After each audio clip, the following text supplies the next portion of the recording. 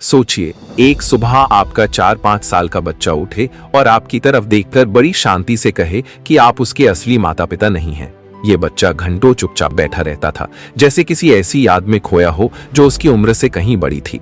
उसने खिलौनों के बजाय अपने उस दूसरे परिवार की बातें करना शुरू कर दिया जो किसी अनजान शहर में उसके आने का इंतजार कर रहे थे। शुरुआत में घर वालों ने इसे बच्चे की कोई कहानी या महज एक सपना मानकर टाल दिया। उन्हें लगा कि शायद ये उम्र के साथ आने वाला कोई व्यवहार है जिसे वक्त के साथ बच्चा भूल जाएगा। लेकिन ये शांति तब खत्म हो गई जब उस मासूम ने अपनी ही मौत का मंजर बयान करना शुरू किया। उसने साफ साफ बताया कि उसे किस तरह मारा गया था और उन घावों की गहराई कितनी थी। घर में डर तब पड़ गया जब उसने उन लोगों के नाम और उन सड़कों का जिक्र किया जिनका इस परिवार से कोई दूर दूर तक रिश्ता नहीं था। ये ऐसी जानकारियां थीं जिन्हें एक छोटा बच्चा खुद से गढ़ नहीं सकता था। बच्चे की बातों में छिपे इन नामों और जगहों की सटीकता ने परिवार को एक ऐसे मोड़ पर खड़ा कर दिया जहां से इन दावों की जांच करना उनकी मजबूरी बन गई। जब ये साफ हो गया कि बच्चा किसी काल्पनिक दुनिया की बात नहीं कर रहा, तो पूरा परिवार उस अनजान शहर की तलाश में निकल पड़ा जिसका नाम वो बच्चा बार बार दोहराता था। शहर पहुंचते ही नजारा बदल गया। जो बच्चा कभी इस इलाके में नहीं आया था, वो खुद ही रास्तों को पहचानने लगा। वो बिना किसी गाइड के शहर की उन तंग गलियों में आगे बढ़ता गया जैसे वो कल ही यहाँ से गुजरा हो। वो बच्चा बिल्कुल सही घर के सामने जाकर रुका। बिना किसी झिझक की वो सीधा अंदर गया और वहां मौजूद एक बुजुर्ग महिला को अपनी मां पुकारने लगा। जब उस 4 साल के बच्चे ने झुककर उस महिला के पैर छुए, तो वहां मौजूद सभी लोगों की आंखों में हैरानी और आंसू थे। एक छोटे बच्चे का एक अजनबी के प्रति ऐसा भाव किसी भी तर्क से परे था। इसके बाद उस बच्चे ने घर की उन राजों से पर्दा उठाया जो सिर्फ मरने वाला ही जानता था। उसने उन छिपी हुई अलमारियों की जगह बताई और वहां रखे खानदानी गहनों का सही सही ब्यौरा दिया। भौगोलिक रास्तों से लेकर उन गुप्त गहनों तक बच्चे की बताई हर एक बात अब एक पक्के रिकॉर्ड का हिस्सा बन चुकी थी। अब यह मामला महज संयोग की हदें पार कर चुका था।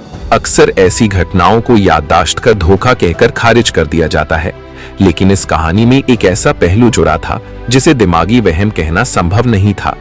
उस बच्चे के शरीर पर जन्म से ही एक बहुत गहरा और अजीब निशान था। ये कोई साधारण बर्थमार्क नहीं था, बल्कि एक ऐसी बनावट थी जो किसी गहरे घाव की तरह दिखती थी। जब उस मरे हुए इंसान की पुरानी मेडिकल फाइल्स निकाली गईं, तो उसमें उसकी मौत का कारण एक गोली का घाव बताया गया था। ताज्जुब की बात यह थी कि उस आदमी को ठीक उसी जगह पर गोली लगी थी जहां इस बच्चे के शरीर पर वो जन्मजात निशान मौजूद था। इन दोनों निशानों का स्थान और आकार बिल्कुल एक जैसा था। सांख्यिकीय रूप से दो अलग अलग लोगों के शरीर पर एक ही जगह इस तरह का 1:1 मैच होना लगभग असंभव है। इस भौतिक प्रमाण ने एक ऐसा सवाल खड़ा कर दिया जिसका जवाब फिलहाल हमारे पास मौजूद किसी भी वैज्ञानिक थियरी में नहीं मिलता। ये जानकारी अब कागजों पर दर्ज एक पहेली बन चुकी थी। विज्ञान की दुनिया में अक्सर ऐसे मामलों को फॉल्स मेमोरी के आधार पर समझा जाता है, जहां माना जाता है कि बच्चा सुनी सुनाई बातों को अपनी यादें मान बैठता है। मगर यहाँ सवाल वही है, क्या कोई मनोवैज्ञानिक थियरी ये समझा सकती है कि किसी पुरानी घटना का निशान एक नए शरीर पर बर्थमार्क के रूप में कैसे उभर सकता है? ये विरोधाभास हमें एक बड़े दार्शनिक सवाल की ओर ले जाता है। क्या हमारी चेतना हमारे शरीर के खत्म होने के बाद भी कहीं सुरक्षित रहती है? ये केस इस बात का प्रमाण है कि जीवन और मृत्यु के बीच का वो धागा जिसे हम अटूट मानते हैं, शायद उससे कहीं ज्यादा बारीक और रहस्यमयी है जितना हम आज तक समझ पाए हैं। आपने इस पूरी घटना के तथ्यों को सुना, अब आपकी क्या राय है?